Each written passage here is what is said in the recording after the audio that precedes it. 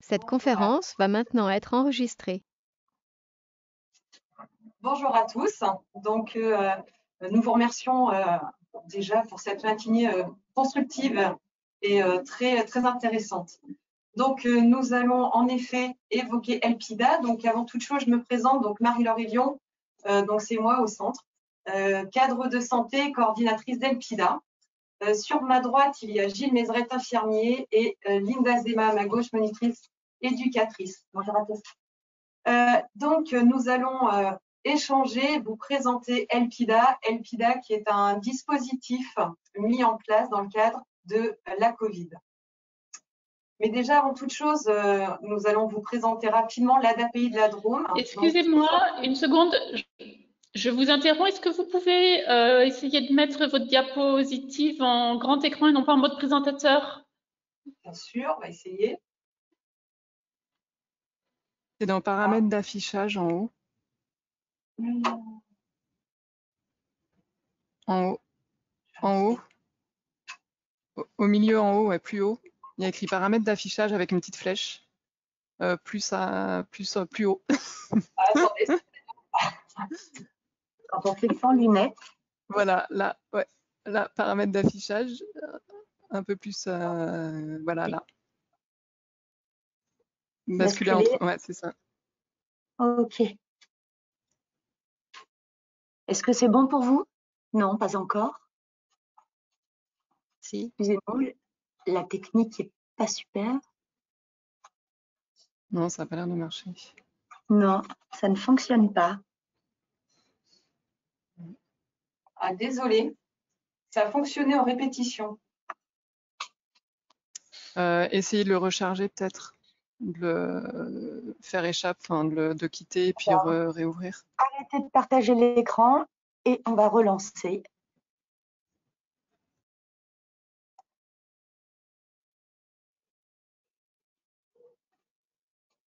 Eh bien non. Alors, Kay nous suggère de faire dupliquer le diaporama dans paramètres d'affichage. Ouais, sauf que j'ai un problème d'ordinateur en fait. Avec le diapo. Voilà. On va pouvoir se relancer.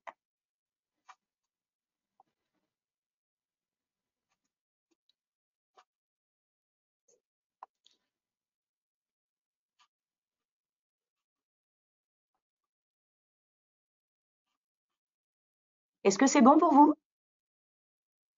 Alors, on a toujours les deux diapositives. Ah oui. Paramètres d'affichage, dupliquer le diaporama. Dupliquer. On est bon. Superbe. C'est bon pour vous? Voilà. Merci de votre patience. Oui. Désolée. Alors, donc, on va reprendre donc l'ADAPI de la Drôme. Donc, qui sommes-nous? Nous sommes une association de parents militants, gestionnaires d'établissements et de services. À ce jour, donc, même l'ADAPI a été créée par des parents en 1960. Et à ce jour, l'association est présidée par Monsieur Chorier. Et en poste de directrice générale, il y a Madame Aran. Aujourd'hui, 950 familles sont militantes et participatives au niveau de cette association qui compose également 970 professionnels, travaillent et accompagnent au sein des 56 établissements et services 1200 personnes en situation de polyhandicap. Et comme vous pouvez le voir également, nous avons à ce jour 404 personnes en liste d'attente. L'ADAPI de la Drôme donc rayonne sur l'ensemble du département, c'est-à-dire du nord au sud et d'ouest en est. Et nous fonctionnons en pôles. Et nous avons 4 pôles à ce jour. Le pôle enfance, le pôle travail protégé, le pôle habitat et vie sociale et le pôle accueil spécialisé adulte. Et comme toute association, nous avons donc un siège départemental qui est basé sur Valence. Pardon. Excusez-moi. Donc, je vais laisser la main à Linda qui va vous parler d'ELPIDA. Merci Marie-Laure. Alors, LPIDA est un dispositif expérimental qui a été créé en mars 2020 dans le cadre de la crise sanitaire, avec une volonté associative forte que de proposer une gestion de crise de manière bienveillante et bien traitante pour les usagers de la DAPI. L'association a donc réfléchi à comment faire pour cela. Donc, elle a mis à disposition un lieu d'accueil, comme vous pouvez le voir sur les photos, disposant de chambres confortables, de pièces de vie communes, d'un parc arboré et évidemment des professionnels accompagnant les usagers. Et vous pouvez voir donc un professionnel qui porte les EPI en vigueur sur le dispositif LPIDA. LPIDA répond à une triple problématique, qui est l'organisation de la vie collective en établissement, le respect des gestes barrières difficiles voire impossibles pour certains des usagers, et le confinement en chambre qui nécessitait une évaluation du bénéfice-risque. Donc, l'idée a été de proposer l'accueil dans une unité. Si on peut dire, on a extrait des usagers positifs à la Covid ou bien cas suspect pour leur permettre un temps d'isolement dans un lieu dédié. L'équipe LPIDA est composée de volontaires de la DAPI émanant des 4 pôles, de profils thérapeutiques, médical et éducatifs, ainsi qu'évidemment des ASI pour garantir une hygiène des locaux, favorisant la limitation de la contamination. Et lors de la deuxième vague, un renfort intérimaire a été nécessaire pour soutenir l'accompagnement des résidents.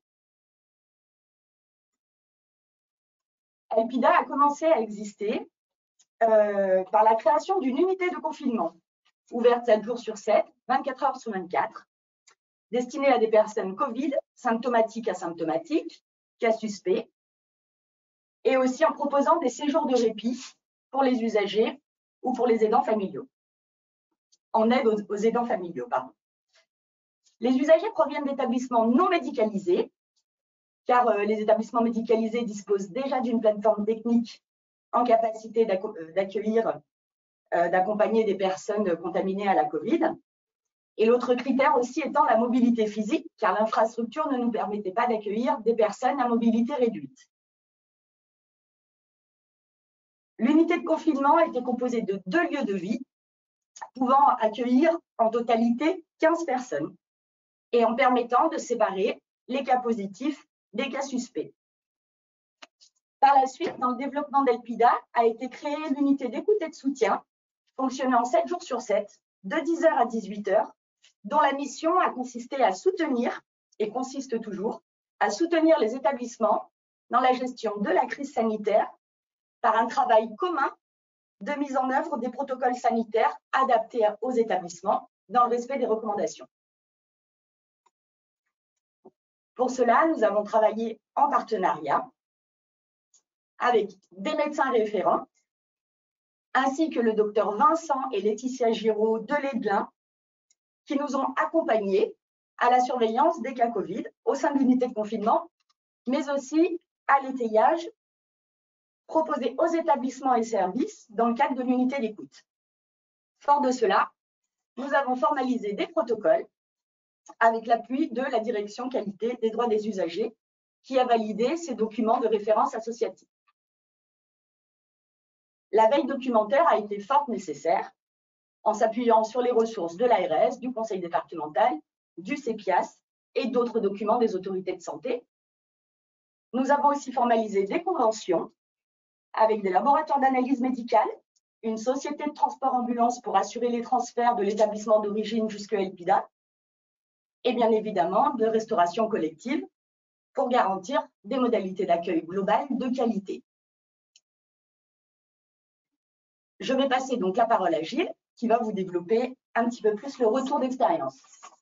Merci Linda. Effectivement, je vais vous présenter une analyse qualitative en listant les avantages et les axes d'amélioration repérés pour l'unité LPIDA. Le premier avantage, et c'est vraiment l'objet d'une unité de confinement, c'est l'isolement des malades et des cas contacts. On a parlé d'extraire les malades des établissements. C'est vraiment quelque chose qui a été apprécié par les établissements, de pouvoir isoler pour limiter le risque de contamination au sein des ESMS. Pour pour accompagner ces malades, bien sûr, ce sont les professionnels qui se sont protégés avec les principes connus de sécurité des soins, le port des EPI, la marche en avant, etc. Et l'équipe a dû vraiment s'acculturer et pour cela, essayer de bien comprendre les processus de contamination et donc faire un travail de veille sanitaire très actif pour pouvoir élaborer des protocoles en adéquation avec les recommandations et les évolutions des recommandations. L'équipe a réellement développé une expertise et cette expertise a pu bénéficier à l'ensemble des ESMS. Les protocoles élaborés par ELPIDA ont été bien sûr adaptés au public accueilli par l'ADAPI et ont pu servir à l'ensemble des ESMS puisqu'ils ont été mis à leur disposition au sein d'un livret qui a servi vraiment de support pour l'ensemble des établissements.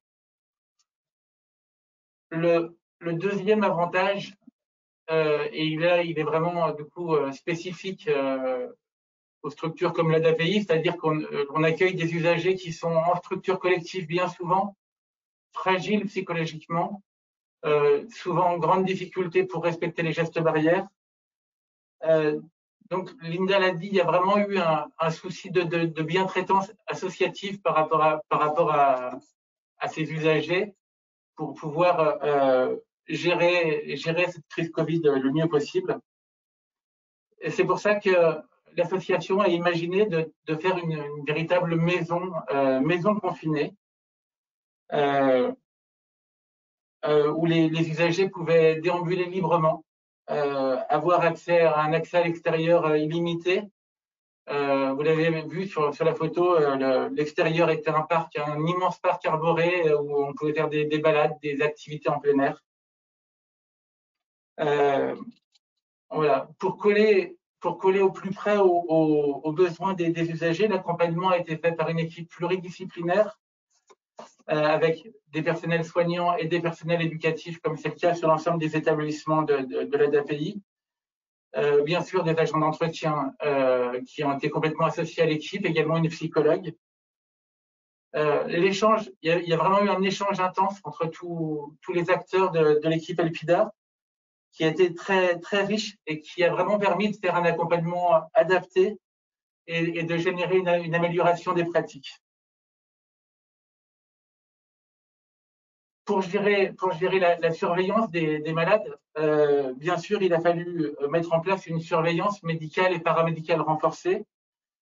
Et ça, c'est vrai que le fait d'avoir un accès, d'avoir des médecins joignables en permanence, des infirmiers présents 7 jours sur 7, ça a vraiment permis de gérer dans une relative sérénité la surveillance des malades. Et ça a permis sans doute de différer et même probablement d'éviter certaines hospitalisations.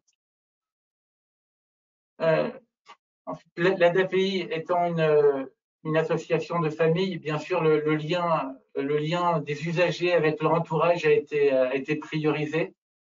Donc, l'équipe a maintenu un lien téléphonique avec les familles. Les usagers pouvaient appeler leur famille. On a également mis à disposition des usagers accueillis des tablettes.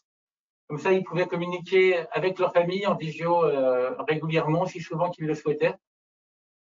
Et ce lien, il a été également maintenu avec les établissements d'origine pour que les usagers restent en contact avec leurs camarades des unités. Et ce lien-là avec les établissements d'origine, il a également servi à l'équipe puisque, comme dans les situations de ce matin, on a beaucoup de résidents ritualisés.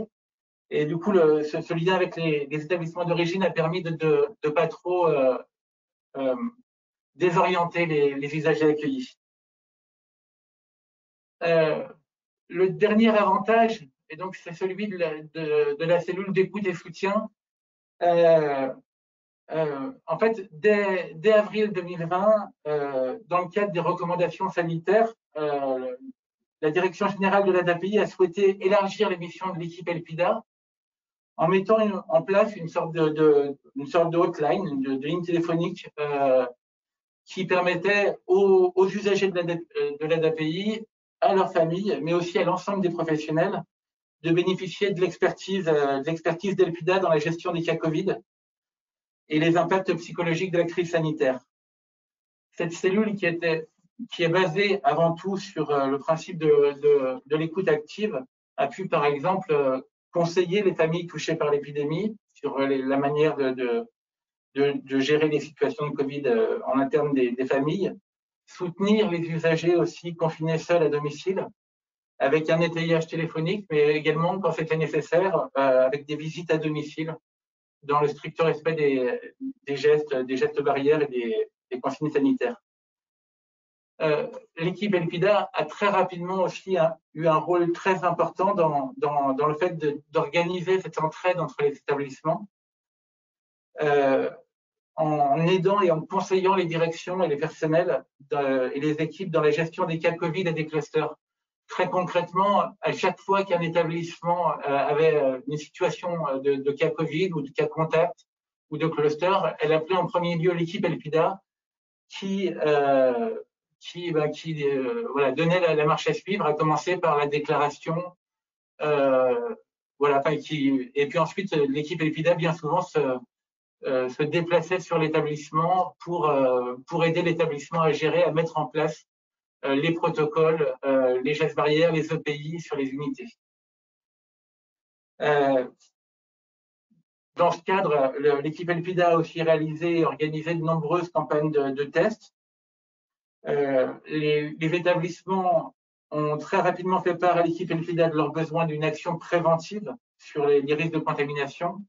Donc, l'équipe Elpida a proposé des séances de sensibilisation, à la fois en direction des usagers, mais aussi des professionnels.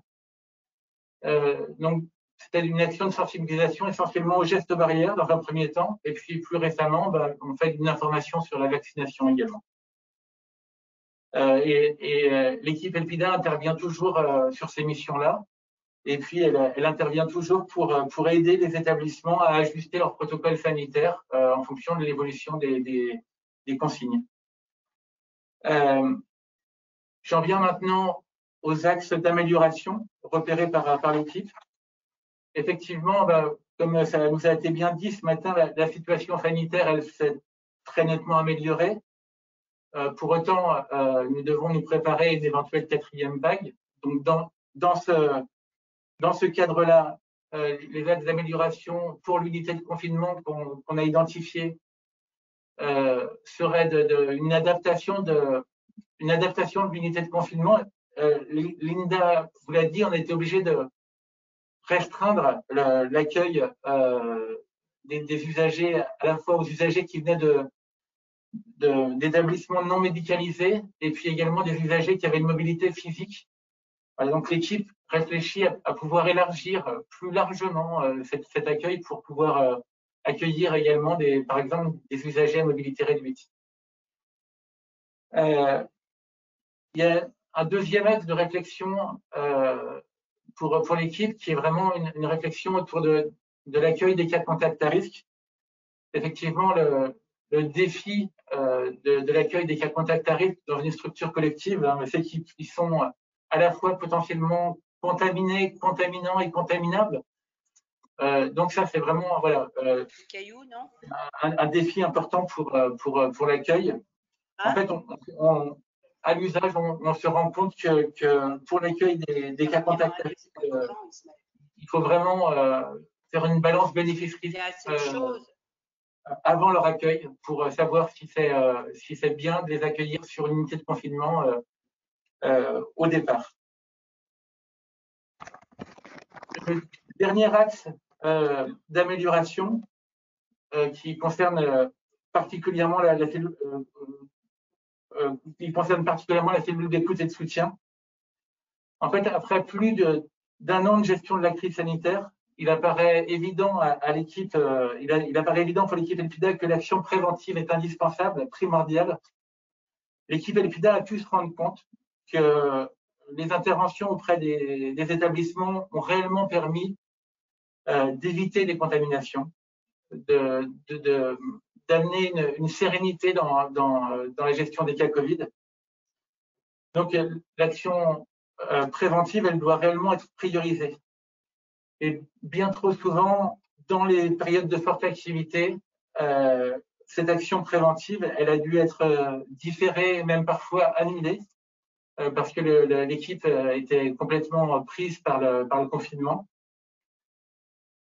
Et donc ça, c'est un axe de réflexion important, parce que même si nous souhaitons tous que cette crise sanitaire se termine rapidement, le principe qu'il vaut mieux prévenir que guérir sera toujours valable demain. Et c'est pour cela que nous réfléchissons à la manière de pérenniser l'équipe mobile de Elpida. Et je vais passer dans ce sens-là la parole à Marie-Laure Elion qui va. Merci Gilles.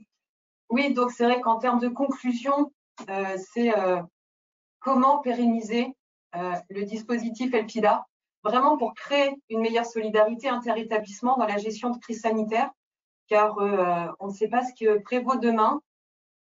Donc vraiment pour pérenniser ce dispositif, pour créer cette meilleure solidarité, vraiment il va falloir mutualiser les réponses par la création d'une équipe mobile pour acculturer et sensibiliser les personnels au développement d'une expertise par la gestion des crises sanitaires.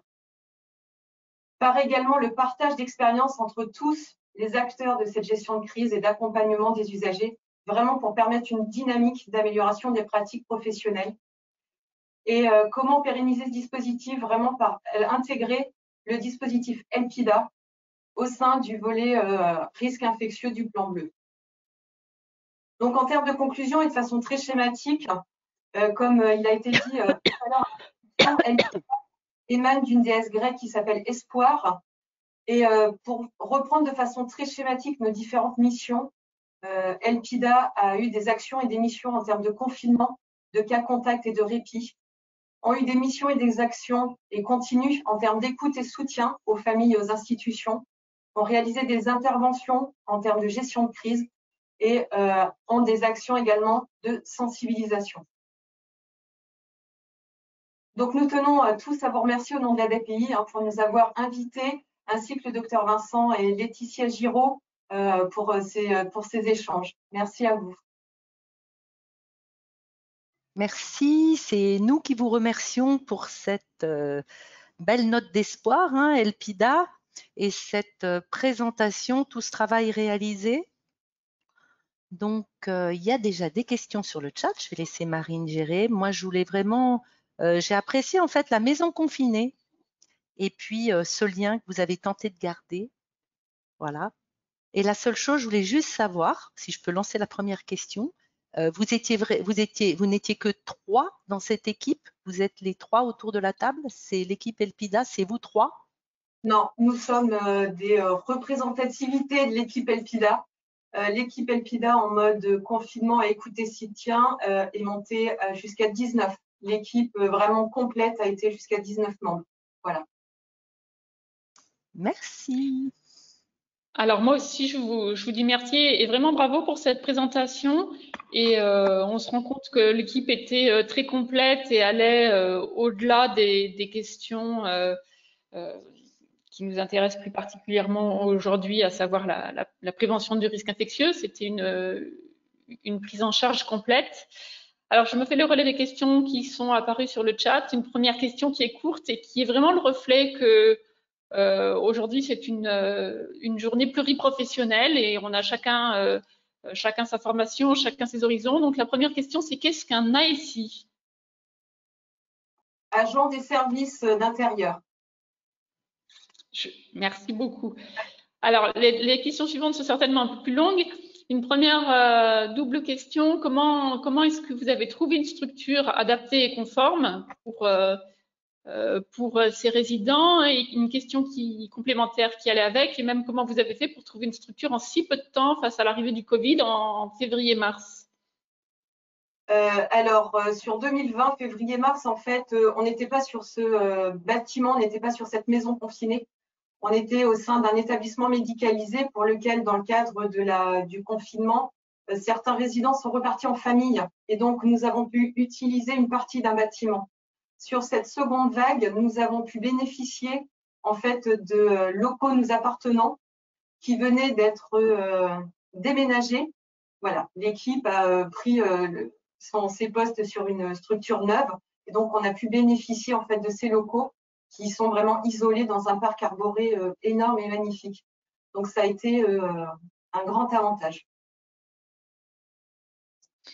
Merci beaucoup. Alors, la question suivante, où il y a une réponse au moins partielle sur le chat. Comment les usagers ont vécu le déracinement de leur structure d'accueil dans ce nouvel espace? Et alors, je suppose que c'est à cette question que répond Ludivine Aubourg, c'est ça?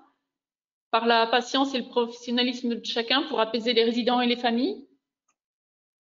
Évidemment que ça passe aussi par là.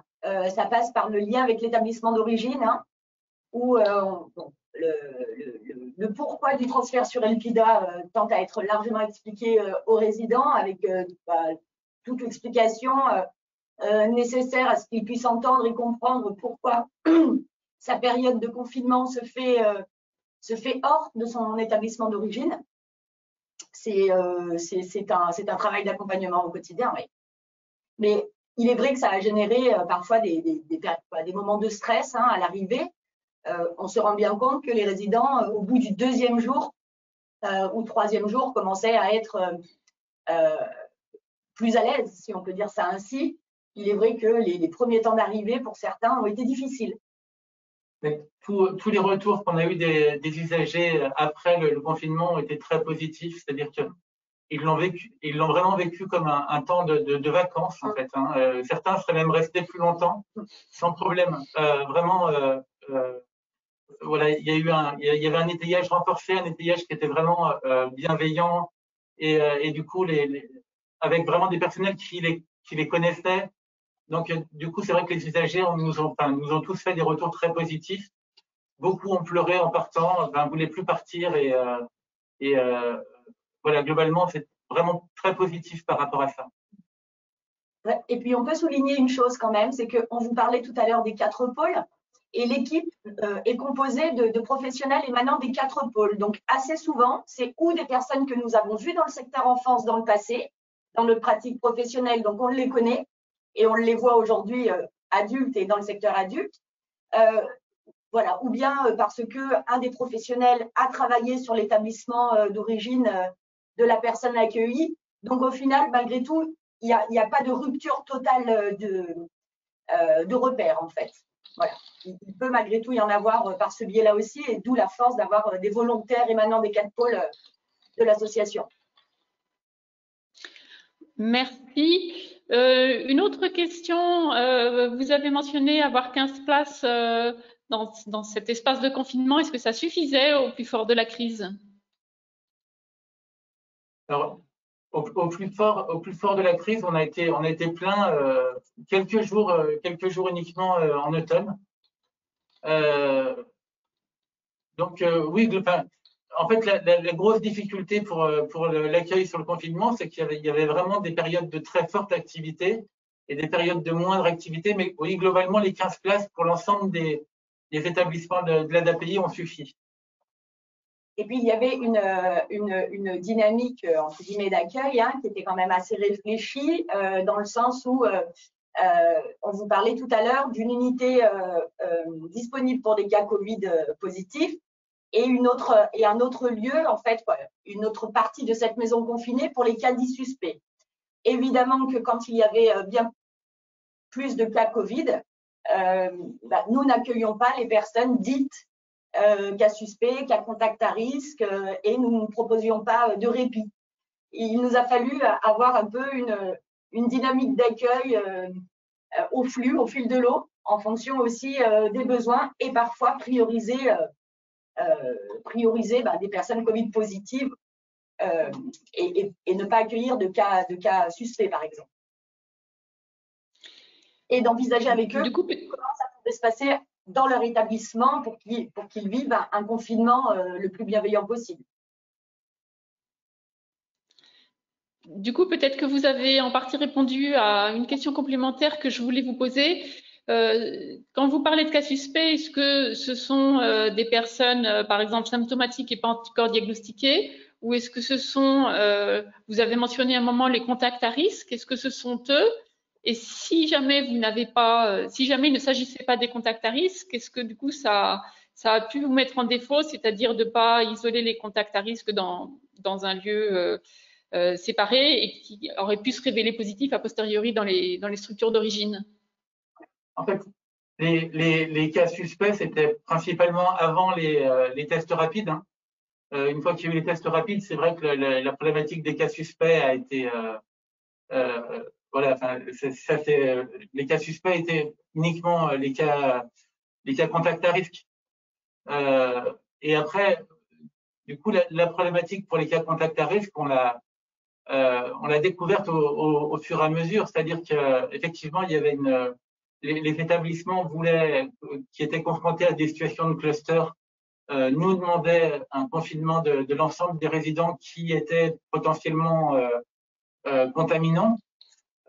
Et donc, nous, on a essayé de gérer au mieux les cas contacts à risque, voilà, en essayant de faire en sorte que les cas contacts à risque ne se contaminent pas entre eux. Donc, en remettant des protocoles un peu d'isolement entre eux au sein de l'unité. Merci. Il y a encore une question-affirmation. J'ai envie de dire, Isabelle Attali, qui vous dit autre point positif ou c'est une question. Ce système a certainement dû éviter des hospitalisations. Oui. Oui, effectivement, la surveillance médicale et paramédicale. On avait deux médecins qu'on pouvait joindre à tout moment sur l'unité par téléphone, qui pouvaient éventuellement nous faxer des ordonnances ou ou nous donner des directions pour la surveillance médicale. Et puis des infirmiers qui étaient présents 7 jours sur 7 en journée avec une astreinte la nuit. Donc ça a permis vraiment une surveillance sereine des malades. Et effectivement, on a pu garder des résidents symptomatiques beaucoup, enfin, à mon avis, beaucoup plus qu'en ESMS, qu'en établissement, du fait de cette surveillance. Pour amener un petit peu de chiffres, c'est vrai que de mars 2020 au 15 avril 2021, dans notre bilan d'activité, nous avons quand même fait 54 accueils et 3 transferts vers le milieu sanitaire. Donc c'est vrai que la question aurait été, est-ce qu'aurait fallu, si nous n'avons pas, si ce dispositif bienveillant et cette volonté associative n'a pas été créé, cela sous-entend-il que 54 personnes auraient été transférées au milieu sanitaire? Point d'interrogation, mais en tout cas, c'est vrai que voilà, nous avons pu intervenir à un moment donné et quand nous n'étions plus dans capacité vraiment d'assurer un accompagnement et une prise en charge optimale, le milieu sanitaire a pris le relais, bien entendu. Et donc, nous avons fait 3 transferts dans ce cadre-là. Merci. J'ai une dernière question, Marine. Je pense il y a encore une question sur le chat. Hein? Ah, j'ai pas vu. Ok. Donc, qui vient juste d'arriver, les personnes admises dans ce dispositif provenaient-elles toutes d'établissements médico-sociaux? J'imagine que c'était toutes des structures qui dépendaient de l'ADAPI 26. Oui, en sachant que nous étions aussi en capacité d'accueillir des résidents des associations du département de par la communication et la reconnaissance de l'ARS et du conseil départemental. Du fait de la création de ce dispositif, nous étions aussi en capacité d'accompagner et d'accueillir les résidents des autres SMS associatifs.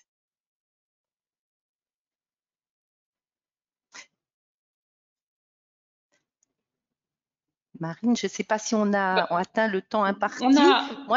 Alors, pardon, c'est bon. Enfin, pour l'instant, il n'y a plus de questions sur le chat. Je te laisse poser la question pour conclure. Merci Marine. Je vous ai entendu dire que vous prépariez, que vous alliez tout faire pour maintenir la prévention et vous préparez éventuellement une 4e vague. Donc, j'aurais aimé savoir qu'en est-il en fait chez vous de la vaccination des résidents et des professionnels? Alors, en termes de vaccination, nous avons suivi les recommandations, c'est-à-dire que le pôle d'accueil spécialisé, donc résidents FAMAS, ont été dans la population prioritaire. Nous avons un taux de vaccination auprès des résidents très favorable. Je ne peux pas vous donner des chiffres très concrets parce qu'on a les 4 pôles. En plus, le pôle enfance, pour l'instant, la vaccination n'a pas encore débuté. Néanmoins, on tourne à peu près sur 85-90% de taux vaccinal. Concernant les salariés, Le choix de l'association, ça a été de favoriser la vaccination des salariés. Donc, de fait, nous avons pu organiser, avec l'aide du conseil départemental et de l'ARS, des plages fléchées à d'API pour les salariés auprès des centres de vaccination. Voilà, sur leur temps de travail, tout a été mis en place pour favoriser la vaccination. Mais je n'ai pas non plus des chiffres à vous transmettre parce que certains, et puis à juste titre, ont fait le choix de le faire d'un point de vue personnel, de par aussi la médecine de prévention. Donc, je n'ai pas de chiffres concrets à vous apporter, mais nous faisons de la prévention et de l'information. Merci. Merci à vous. Merci beaucoup. Je crois qu'effectivement, on arrive au bout du temps de présentation et de questions. Merci pour cette belle présentation et ce retour d'expérience.